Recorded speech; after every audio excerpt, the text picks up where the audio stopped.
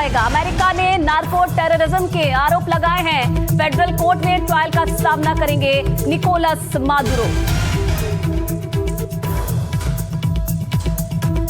तो अमेरिका की कोर्ट में मादुरो की पहली पेशी आज होने वाली है। उसका भी वक्त निर्धारित है। मैनहट्टन फेडरल कोर्ट में पेश होंगे मादुरो और ये अहम पेशी होने वाली है।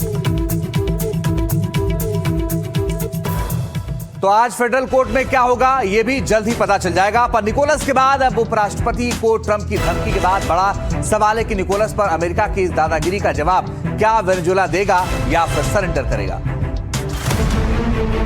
अमेरिका ने दादागिरी दिखाते हुए वेनेजुएला के राष्ट्रपति निकोलस मादुरो को उनके ही देश से गिरफ्तार करके उठा लिया।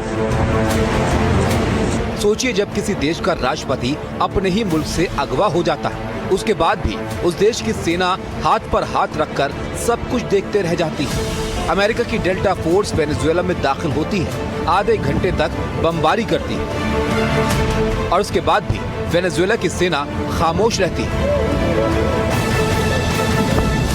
इतना सब हो जाने के बाद अब सवाल उठ रहे हैं कि क्या मादुरो को छुड़ाने के लिए वेनेजुएला अमेरिका से लड़ाई लड़ेगा या फिर सरेंडर कर देगा। तो इन सवालों का जवाब है वो चुनौती जिसके बारे में फिलहाल कोई दूसरा मुल्क सोच भी नहीं सकता है, क्योंकि सामने अमेरिका जैसा ताकतवर मुल्क है तो उससे लड़ने की क्षमता न फिलहाल चीन में है और न ही रूस में।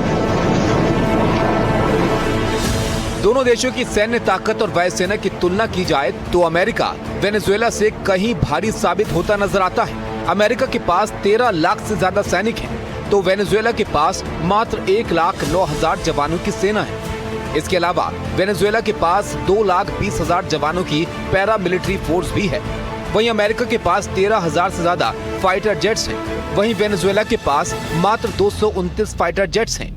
इसके अलावा बैटल टैंक, बख्तरबंद गाड़ियां भी अमेरिका के पास करीब 10 गुना ज्यादा हैं और रक्षा बजट के मामले में अमेरिका करीब 1,000 अरब अमेरिकी डॉलर खर्च करता है, तो वेनेजुएला महज 4.9 अरब डॉलर ही खर्च करता है।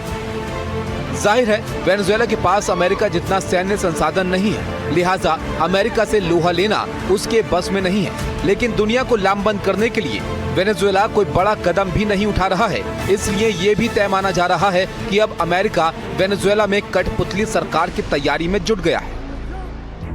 और इजरायली पीएम नेतन्याहू ने ट्रंप को बधाई दी है। वेनेजुएला ऑपरेशन पर ट्रंप को बेंजामिन नेतन्याहू ने बधाई दी है। अमेरिकी कार्रवाई को निर्णायक और साहसिक बताया है। इजरायल सरकार ने अमेरिका का समर्थन किया है।